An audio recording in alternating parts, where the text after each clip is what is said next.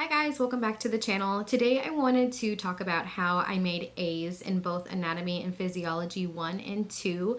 I just finished A&P 2 yesterday, and I took my final yesterday and everything, and I have it fresh on my mind, so I just wanted to sit down and kind of get out all of my studying tips and tricks and hacks and things like that out on the table while it was still on my mind. I did make an A in both classes, and although I'm not like an expert or anything on like study methods and things like that, I did want to share what helped me because I have at least a fairly decent method of retaining the information and being able to do well in those classes. So in case you're wondering, I took A&P 1 during the first summer session at my college, and then I took A&P 2 during the second summer session. They're about 5 weeks, 5-week courses, so they're very condensed. It's still all the same information that you would learn during a typical semester. It's just like compacted into like a lot of information all at once, and you're taking a quiz or a test every single week, and that includes both the lecture and the lab. So it's a lot of information. The first thing that I would do is really make sure that you allocate your time, kind of know what you think you can handle. I wouldn't sign up for a bunch of classes whenever you're taking something as big as anatomy and physiology. I didn't take any other class during the first summer session when I did A&P 1, but I did do a federal government class while I took A&P 2. Now for me, it wasn't terrible. I was able to do it, but I would say that if I were to repeat the process again, I would not have taken on that second class. I would have just focused on the A&P 2 during that second summer session because it really felt overwhelming at times, even though the federal government class wasn't a particularly difficult class. It was just one more thing to add on, another like set of reading, another set of assignments, another set of quizzes and discussion boards and things like that. So I would not do that if I were to start this all over. So really figure out what you can handle. I also have two small children. I have a 4-year-old and a 2-year-old. So that also kind of impacted my time. Maybe things would be different if it was just me. It might have been a little easier to manage, regardless if you have kids or not, or work or whatever. If you can just take those classes on their own, if you are going to take them back to back in a summer session like that, I would not recommend adding any other classes onto your schedule because it just is going to be really overwhelming. So the second thing that I want to talk about is to figure out your best study methods. So for example, I am a very big visual learner. I feel like part of college is just navigating the methods that help you most effectively study and prepare for tests. And I learned that I am definitely a visual learner. I cannot just sit through a lecture one time and totally retain the information and be able to recite it forwards and backwards and explain it. I have to have it drawn out for me, explained multiple times. I have to see it in a video. I have to be able to draw it and write it out myself. I have to be able to verbally explain it to other people, and that is critical for me to retain the information. If I just listen to one lecture, even if I'm taking notes throughout the whole lecture, if I just listen to the lecture one time and then try to take a test, I'm gonna fail the test because I really need additional steps to help that information stay in my brain. So with that being said, there are a couple of different things that I do to help me retain the information. The first thing I do is I obviously sit through the lecture and I watch the PowerPoint and I take notes and everything like that. So that's obviously the first step. The second thing I do though, after I have watch the lecture, is I will pull up YouTube videos to explain the concepts that I was not very sure about. I need like additional resources, especially videos that include drawings and things like that, which most anatomy and physiology videos on YouTube are going to have drawings, or someone's going to have a whiteboard or something like that, because they understand that you kind of need to see it to understand how it works. So I watch YouTube videos on the concepts that I don't understand. Then I go and I make a Quizlet. The premium Quizlet is, I think, $23 for the year, and it's absolutely worth it. If you pay the $23, you can create your Quizlet sets and you can add multiple terms.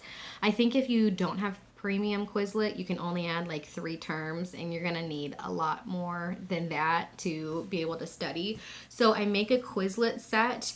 Not necessarily after each lecture. It is usually whenever I've watched the lectures for that week and I'm trying to prepare for the test. That's when I'll make a comprehensive Quizlet and have all the information from my notes and from the PowerPoint and everything like that. So I don't make the Quizlet after every single lecture that I watch. I start making the Quizlet after a couple of lectures and as I'm getting closer to preparing for an exam or a test or quiz or whatever. And you wouldn't think that just writing the term and the definition down would really help you retain the information, but for me it really helps. Even if I don't always get time to eventually go back through the Quizlet and go through it multiple times, just making it is very helpful for me because I physically have to sit there and think about, okay, this is the term and this is exactly what that term means. It's really helpful just making the Quizlet, especially if you can add pictures. Once you can see it, you can better understand the information that you're learning. So listen to the lecture, watch YouTube, use Quizlet. Also, writing out charts. My textbook had a lot of helpful charts, and charts are awesome because they kind of condense the information into one chart. Use those to your advantage. Don't just read them. Write out those charts in different colors and be thorough with them. And I will tell you that writing out the charts was so unbelievably helpful for me. Okay, so I went and I got my notebook. This is the notebook that I used for anatomy and physiology. It's not super professional, but it's cute and I love cute. So I got this from ub.com in case you were wondering. So these are the kind of charts that I drew out. This one is for pituitary gland hormones, and this is copied directly from my textbook. This is not like original, unique work or anything like that. I just used a bunch of different colors, and for this particular chart, it had hormone, stimulus, target, and effect, and I just wrote whatever was on that chart. And I will tell you, writing this out and using multiple different colors genuinely does help you remember things. And I am not somebody who likes to be extra in terms of like my pens and stuff. Like I really don't care that much if my pens are different colors, but it has a legitimate purpose. And writing stuff out like this, writing out the charts, using multiple different colors was very helpful. My next recommendation is to say the information out loud and draw it. If you can draw out the information, it is very helpful to allow you to retain it. Even if it's like a super basic drawing, just drawing it out and physically seeing it and having to do the physical work of making a drawing is extremely helpful in memorizing. And the whole reason I'm even talking about memorizing, in my opinion, you don't just want to memorize the answers. You need to know the information inside and out and be able to apply it, especially whenever you have professors that add questions on their exams that aren't just like, you know, what is the effect of follicle stimulating hormone or something like that? What if they ask you a question of a patient comes into the ER, they have these symptoms, they say that they're using this kind of medication, what is their possible diagnosis? That kind of thing. Like, you have to be able to apply the information that you're learning. And so that's why I'm talking a lot about devices and methods that will help you retain the information, because that'll help you in the long run, not only on your test, but also whenever you go into the health field or wherever you decide to go after you take these courses. You're going to need to be able to use that information, think critically about the situation that is in front of you, and be able to apply your knowledge to come up with a solution. My next recommendation is to rewatch the lecture. That's a given. I rewatch my lectures at least twice. not really more than twice because I just didn't have time. Maybe if I had if I had done this in a 16-week course, it might be different. But I certainly watched the lectures twice, and that's on top of watching additional YouTube videos to kind of get more information, or rather have the information explained a different way to me, and drawing it out and things like that. And also ask your professor if they do any kind of review or like a list of objectives before your quiz, final, test, whatever have you. Not all professors do that, but when they do, it is very helpful. Not so that you can ignore the other information that they've taught about, but so that before your exam, you can really hone in and focus on the objectives that they have recommended that you focus on. So be aware of everything, be knowledgeable about everything. But if you're, crunched for time, as we all are in college, and you're trying to figure out what to spend the most amount of time on, just asking your professor if they give reviews or objectives or something like that will kind of help you narrow down what you need to focus on the most as you prepare for your exams. All that to say, guys, anatomy and physiology is hard. It is not an easy class, and it is certainly not something that you can kind of put off. Once you get behind, it's really hard to keep up because there is just so much information that is involved. So whenever you're taking a class like this, it's gonna be hard, but just know that the reward is great. Just stay focused, stay organized, get a calendar, write out what you need to do every single week.